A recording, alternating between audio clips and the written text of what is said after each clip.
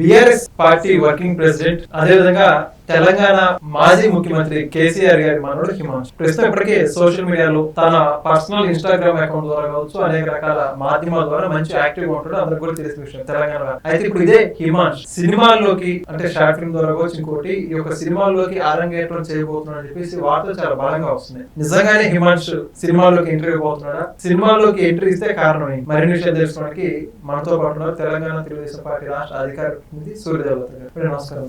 నమస్తే. మనం ఇప్పుడు చూసుకుంటే చాలా మంది రాజకీయ నాయకుల పిల్లలు గానీ లేకపోతే సినిమా వాళ్ళ పిల్లలు గానీ అటు వాళ్ళు ఇటు రావడం ఇటు వాళ్ళు అటు చాలా పరిపాటి మారింది. కొంతమంది సినిమాల నుంచి రాజకీయాల్లోకి వస్తున్నారు, కొంతమంది రాజకీయాల్లో ఉన్న వాళ్ళు సినిమాల్లో వాళ్ళ పిల్లలు ప్రోత్సహించడం కామన్ గా జరుగుతుంది. ఇప్పుడు అదే వరుసలో ఉన్నారు కేటీఆర్ గారి కుమారుడు పేరు కూడా బలంగా వినిపిస్తుంది. ఏమైనా ఇప్పుడు సినిమాల్లోకి మెల్లగా ఎప్పటి నుంచి అడుగులేయడం మొదలు పెడుతున్నారు, కుర్రోని సినిమాల్లోకి దింపడానికి సన్నాహకాలు జరుగుతుందని చెప్పేసి వార్తలు వస్తాయి. ఏమంటారు అంశం గురించి? అంటే ఇప్పుడు హిమాంశు ఎవరైతే కేసీఆర్ గారు మనవడు ఉన్నారో ఆశపట్టంలో తప్పు లేదు, అవటంలో తప్పు లేదు. అంటే ఒక్కొక్కరు ఒక్కొక్క ప్రొఫెషన్ అనేది ఎంచుకుంటారు. సో వాళ్ళకి ఏది ఇంట్రెస్ట్ ఉందో ఎవరైనా పేరెంట్స్ ఆ రంగంలోకి తీసుకెళ్తారు కదా. సో దానిలో తప్పు ఎలా అవుతుంది? ఆ అబ్బాయికి ఒకవేళ ఇంట్రెస్ట్ ఉంది అని ఎక్కడో విన్నాం, కానీ ఒకవేళ నిజంగా ఇంట్రెస్ట్ ఉంటే ఆ రంగం సినిమా రంగం ఎంచుకోవటంలో తప్పేమీ ఉండదు.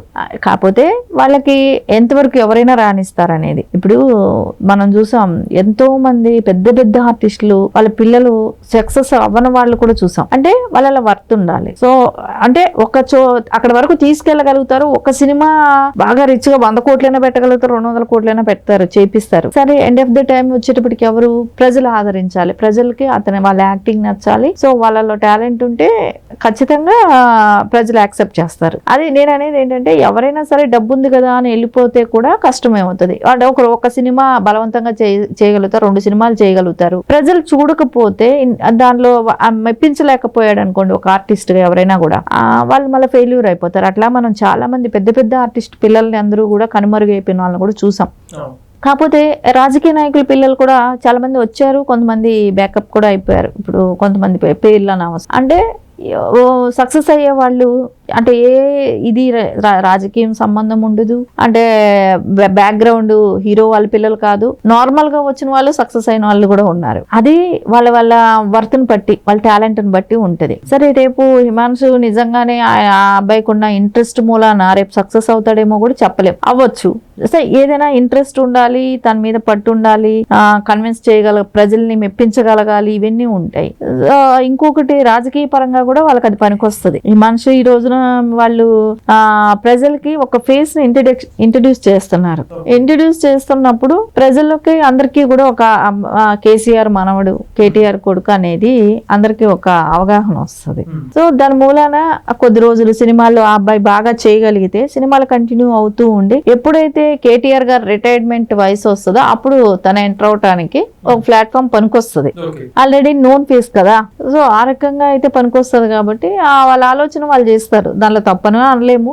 ఎందుకంటే ఇప్పుడు ఎవరి వృత్తిని వాళ్ళని వదిలేసుకోకూడదని చూసేటప్పుడు ఇంత పెద్ద రాజకీయంగా సామ్రాజ్యాన్ని సృష్టించుకున్నారు బీఆర్ఎస్ పార్టీ అని. సో దానిలోనే వాళ్ళే ఇప్పటికి ఈ జనరేషన్ కుమ్ములాడుకుంటున్నారు. నెక్స్ట్ జనరేషన్ కి అది లేకుండా రేపొద్దున కవిత గారి పిల్లలు వాళ్ళు ఒకవేళ ఆర్టిస్టులు అయ్యి వాళ్ళు కూడా ఏదైనా నోన్ ఫేస్ అయిపోతే మళ్ళీ వీళ్ళకి ఇబ్బంది ఉంటది కదా. సో వీళ్ళు ముందే ప్లాన్ చేసుకుంటుంటారు. సో అది అంటే ఏదైనా సరే తొందరగా మనం నోన్ ఫేస్ అవ్వాలి, ప్రజల్లోకి వెళ్ళాలి అనే ఆలోచన ఉంటది. తప్పేముంటది? ప్రజలు స్వాగతించే పరిస్థితి ఉంటుందంటారు. ఇప్పటికీ వాళ్ళ కుటుంబంలో వాళ్ళ తండ్రికి అవకాశం ఇచ్చారు, వాళ్ళ కూతురికి, వాళ్ళ కొడుక్కి, వాళ్ళ బంధువులకి మొత్తం ఇలాంటి ఒక కుటుంబ రాజకీయం చూస్తున్నారు. ఇప్పుడు ఒక రకంగా కొంతమంది సమాజంలో ఏముందంటే కుటుంబ రాజకీయాలు ఏదన్నా కొంతమేర వ్యతిరేకత వచ్చే పరిస్థితుంది. మరి ఇప్పుడు వాళ్ళ మనోడు తరం వచ్చింది, మరి ఇప్పుడు అతను ఎలా స్వీకరించే అవకాశం ఉంటుంది? అంటే ఇప్పుడు సినిమా అనేది తెలుగు వాళ్ళు ఎక్కడున్నా చూసేటట్టు ఉండాలి. ఒక తెలంగాణ ఒక్కటే చూస్తుంది, ఆంధ్ర వాళ్ళని నోటుకొచ్చినట్టు మాట్లాడతాం, వేరే రాష్ట్రం వాళ్ళని నోటుకొచ్చినట్టు మాట్లాడతాం అని అన్నప్పుడు అది సినిమా రంగానికి వాళ్ళు పనికిరారు. ప్రాంతాలకు అతీతంగా యాక్చువల్లీ ఈవేళ పాన్ ఇండియా మూవీస్ అయిపోయినాయి, ఏ భాషలైనా తీస్తున్నారు.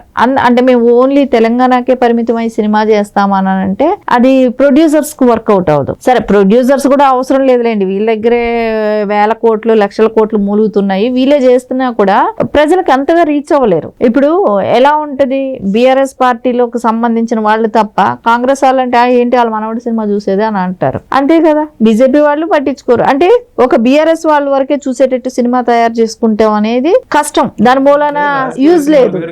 రాజకీయాలు సినిమాలు వేరు. అక్కడికి వచ్చేటప్పటికి అంతా ప్రజలంతా ఒక్కటే థాట్ లో ఉండాలి. వాళ్ళు పార్టీని నడుపుకోవచ్చు, అది కేటీఆర్ గారు నడుపుకుంటుంటారు. కానీ సినిమాకి వచ్చేటప్పటికి ఆ భేషజాలు ఉండేటట్టు వీళ్ళు మాట్లాడారు అనుకోండి, అక్కడ అబ్బాయి ఫ్లాప్ అవుతాడు. సో ఖచ్చితంగా అలాంటి ఆలోచన ఉంటే సినిమాల వరకు వెళ్లాల్సిన అవసరమే లేదు. సినిమాలు అనేది ఇప్పుడు చూడండి, అన్ని వర్గాలు, ప్రాంతాలు, అసలు వాళ్ళకి కులం లేదు, మతం లేదు, ఒక ప్రాంతం లేదు, అలా ఉంటారు అక్కడ. సో వీళ్ళు ఆ ప్రాంతీయవాదాన్ని రెచ్చగొట్టి మాట్లాడితే సినిమాల్లో పెట్టారు అనుకోండి, ఎవరు చూస్తారు? తెలంగాణ అంటంలో, ఇప్పుడు జై తెలంగాణ అంటంలో తప్పు లేదు, మేబీ అంటారు. కాకపోతే దాని మూలన ఇంకొకరిని తిట్టడం కరెక్ట్ కాదు కదా. ఇప్పుడు దాని మూలన ఇంకొకరిని తిట్టకూడదు. మన ప్రాంతం మనకు గొప్పే, కరెక్టే. కానీ ఇంకో ప్రాంతాన్ని తిట్టడం అనేది తప్పు. మనకు మనం గొప్పే, ఇంకొకరిని తిట్టడం అనేది కరెక్ట్ కాదు. సో అది ఎవరు కూడా హర్షించరు. దాని మూలాన ఏంటో తెలుసా, వాళ్ళతో కూడా కలిసి పనిచేసిన వాళ్ళకి కూడా భయం అనేది ఉంటది. ఆర్టిస్ట్ అంటే అతను ఒక్కడే కాదు కదా, సో మిగతా వాళ్ళు కూడా ఉంటారు కదా. సినిమాలో ఒకళ్ళే యాక్ట్ చేయలేరు. సో వాళ్ళతో చేసే హీరోయిన్స్ అవ్వచ్చు, సపోర్టింగ్ క్యారెక్టర్స్ అవ్వచ్చు, చేసే టెక్నీషియన్స్ అవ్వచ్చు, వీళ్ళు ఇలాంటి భావజాలాలతో మాట్లాడారనుకోండి అందరినీ నోటికొచ్చినట్టు, సో వాళ్ళు ఇంకొక నెక్స్ట్ ఈ సినిమా ఎన్ని సంవత్సరాలు చేస్తారు? మహా అయితే సంవత్సరం రోజులు, సంవత్సరంన్నర, తర్వాత వేరే సినిమాలు చేయాలి కదా. సో వాళ్ళు పొట్టకూటును కొట్టుకుంటారా? వీళ్ళు నోటుకొచ్చినట్టు అందరినీ తిడుతూ మాట్లాడుతుంటారు. సో వాళ్ళ భవిష్యత్తులు పాడవుతాయి కదా. అది కష్టం అవుతుంది ఎండ్ ఆఫ్ ద టైం వచ్చినప్పుడు. ప్రాంతాలకు అతీతంగా మాట్లాడాలి, ప్రాంతాలకు అతీతంగా పనులు చేయాలి. కులాలు, మతాలు ఇవన్నీ కూడా ఏమేమి ఉండవు అక్కడ. సో మీరు చూడండి, ఎప్పుడు కూడా సినిమా వాళ్ళు ఎవరు కూడా ఎక్కడ సపోర్ట్ చేయరు, రాజకీయాలకు దూరంగా ఉంటారు, ఎవరిని కూడా మాట్లాడరు. ఎందుకంటే ఇప్పుడు అక్కడ సపోర్ట్ చేస్తే ఇక్కడ బాధ, ఇక్కడ సపోర్ట్ చేస్తే అక్కడ బాధ ఉంటుంది. సో ఏ ప్రాంతాల గురించి మాట్లాడరు, కులాల గురించి మాట్లాడరు. ఏదైనా ఒక ఇష్యూ నడిచినా కూడా దాని గురించి ఏం పెద్దగా స్పందించరు. వాళ్ళు ఏదైనా విపత్తులు వస్తే అక్కడ సపోర్ట్ చేస్తారు. అంతకు మించి వాళ్ళు ప్రాంతాలను ఎత్తిన పెట్టుకొని ఇచ్చేద్దామనేది చేయరు. రేపొద్దున ఒకవేళ వాళ్ళ ఇండస్ట్రీకి వచ్చినప్పుడు ఇలాంటివి లేకుండా ఉంటే ఓకే, ఇలాంటివి ఉంటే వెళ్ళాల్సిన అవసరం కూడా ఉండదు కదా అలాంటి వాళ్ళు. నమస్తే.